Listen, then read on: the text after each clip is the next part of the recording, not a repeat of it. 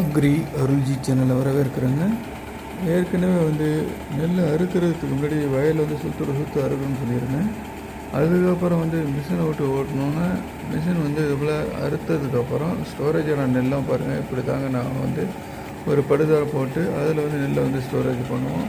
ஏன்னா வெயில் அடிச்சதுன்னா கொஞ்சம் நல்லா அப்படியே பரப்பி விட்டு காய வச்சு அதுக்கப்புறம் அள்ளுனா நம்ம எத்தனை நாள் வேணாலும் வீட்டில் சாப்பாடு மூட்டையில் வச்சுக்கலாங்க. அதுக்காக தாங்க கீழே நான் கொட்டுறோம்.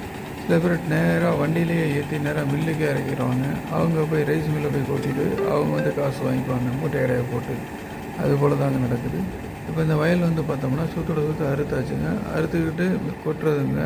ஒரு டேங்கில் பார்த்தோம்னா இந்த ஒரு தடவை கொட்டுறாங்க பார்த்திங்களா. இதில் ஒரு 9 மூட்டையிலேருந்து 10 மூட்டை வரைக்கும் நமக்கு கிடைக்குங்க.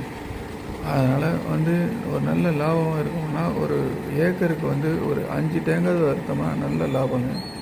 மீண்டும் அடுத்த ஒரு வீடியோவில் சந்திப்போம். நல்ல ஒரு மகிழ்ச்சியான தருணம்.